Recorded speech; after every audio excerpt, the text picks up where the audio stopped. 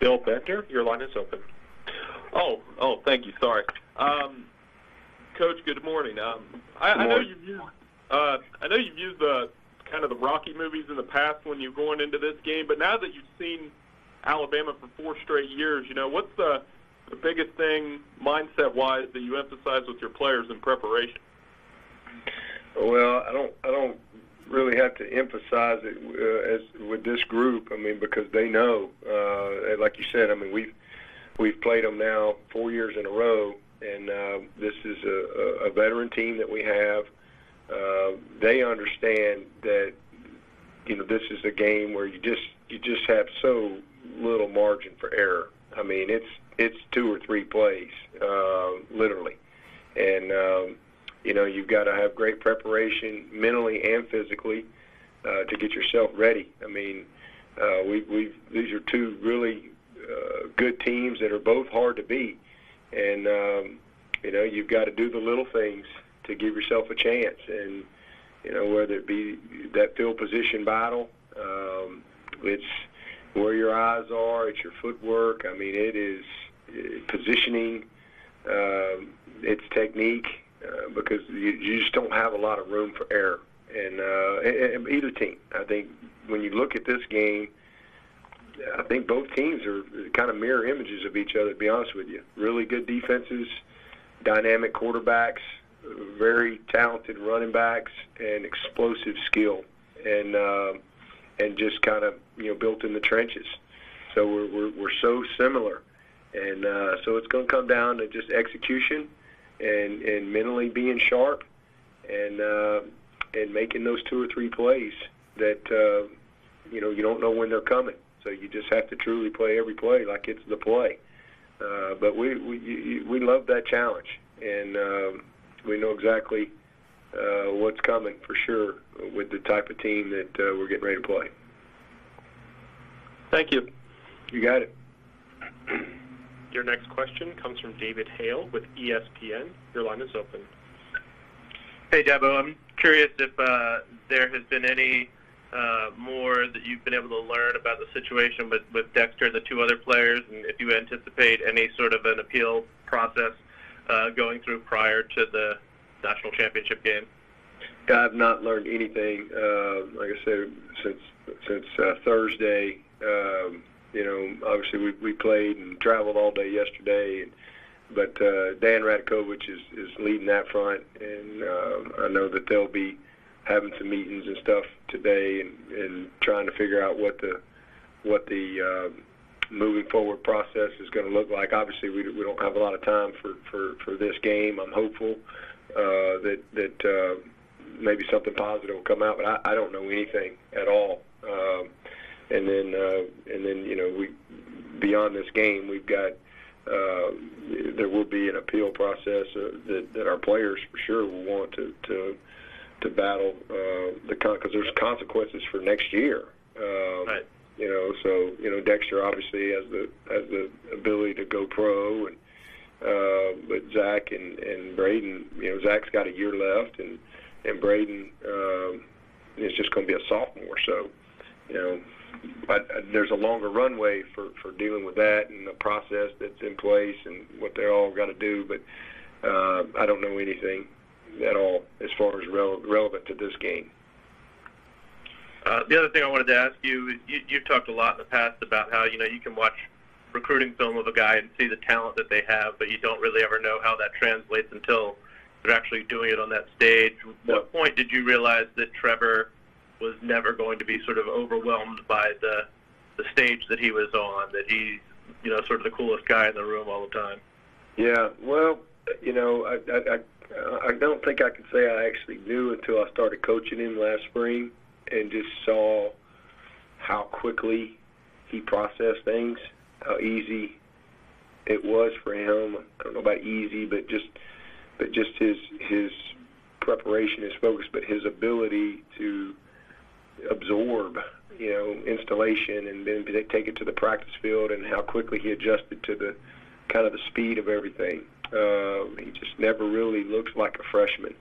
So, I mean, that's probably the main thing. But the other thing is, to be honest with you, when he committed, I mean, you obviously could see greatness on tape, but as far as who he is, he, a little bit like Deshaun in that way. I mean, but he committed to me December of his junior year, and at that time we had two really talented high school senior quarterbacks that were getting ready to sign with us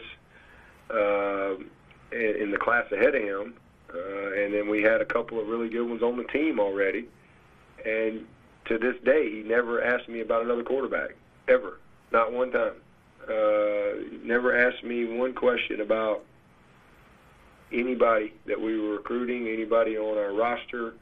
And I just think that, to me, that was one of the things that I knew early on. Like, this guy he's kind of got he's got a rare confidence and focus.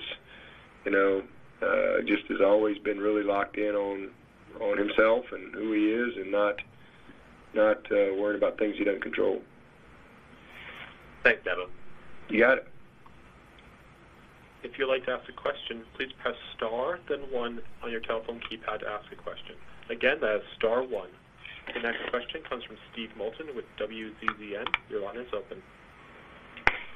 Hey, Coach. How are you today? I'm great. Thank you. Was hoping you could speak on the development of Nolan Turner and specifically the interception that he made in the Notre Dame game, and certainly all the family, since the passing of his father as well.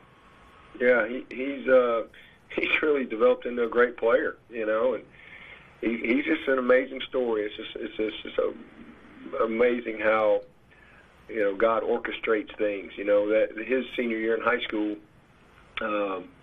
And I had offered him an opportunity to walk on here at the time. We weren't recruiting any DBs. And after that first national championship game in 2015 out there in Arizona, all of a sudden I had 4 DBs leave early that decided that they were going to turn pro. And because, as a coach, you're assuming these guys are back, and it's hard to go recruit when you don't have scholarships. And so we really had not recruited hardly any DBs. And then, all of a sudden, those guys decided to go ahead and go pro. And, T.J. Green and J. Ron Curse and Mackenzie Alexander and Travis Blanks, they all left. So now we're going out, and we got about 3 weeks to recruit DBs. And we found Kayvon Wallace, who's a star. I didn't know who Kayvon Wallace was until a week before signing day. And he's a starter. We found Isaiah Simmons out in Kansas. I'd never heard of Isaiah Simmons until about 8 days before signing day. And we were able to get Trayvon Mullen, who we had recruited but wasn't sure how it was going to all play out, and we would have a spot. And then we're just kind of looking around, and I said, you know what, I'm going to go back and look at Nolan's film again, and just kind of – and I called his high school coach. I mean, I looked at his tape, and I'm like, man, this kid can play. And so I called Buddy Anderson, and when I called him, that's what he told me. He said, Dabo, his buddy's been coaching like 50 years at Vestavia High School, and he said, Dabo, this guy's as good as any player I've had. He said, he goes back to when I was playing high school ball, and he's seen so many guys come and go, and it just, for whatever reason, he was just kind of overlooked. And I think Alabama had offered him a walk-on spot, and so I showed Brent the tape without telling him who he was, and Brent was like, man, this guy can play. Where's he at? Who's he? Kind of a deal. And I was like, that's all I want. That's the only confirmation I wanted right there. And so we took it from there, and we signed Nolan, and his genetics. We knew he was talented. He can run. He's explosive. He's twitchy.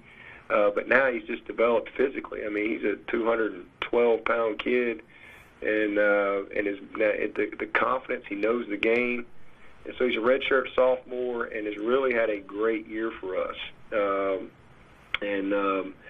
I knew last year he tackled Lamar Jackson in the open field up at Louisville as a redshirt freshman, and I was like, okay, this kid here's got a chance, and so it's just been he's just one of those developing guys, and he's going to be a great player.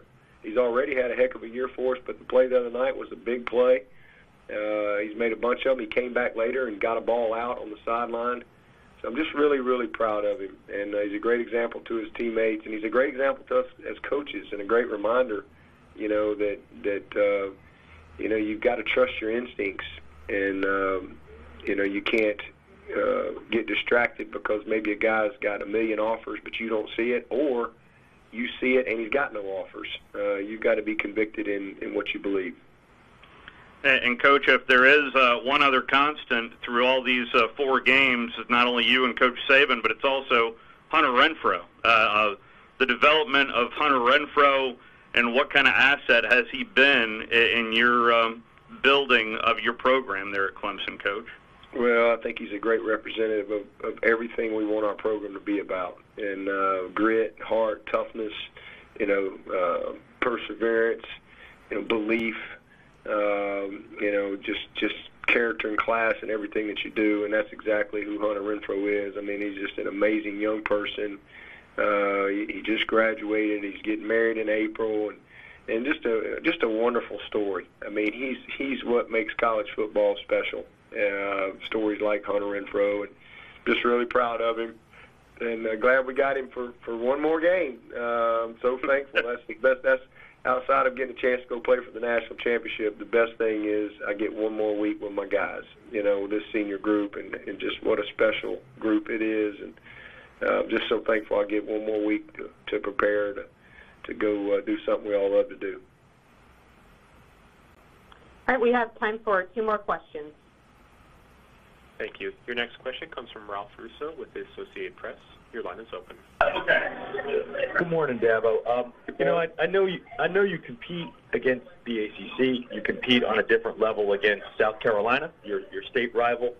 When you're sort of looking at your plan in the off season, are you competing? Are you looking at Alabama as a team that you're competing with, that you're sort of looking at their standard, and are we keeping up to their standard? No, I don't. I think when you start comparing yourself to others, then you miss out on a lot of the joy. Obviously, we study everybody in the country, but more importantly, we've got our own standard here, and we want to be the best version of ourselves year in and year out. So that's what we focus on is what we did good, what we did bad, how do we continue to improve. But we don't try to be anything other than the best version of us.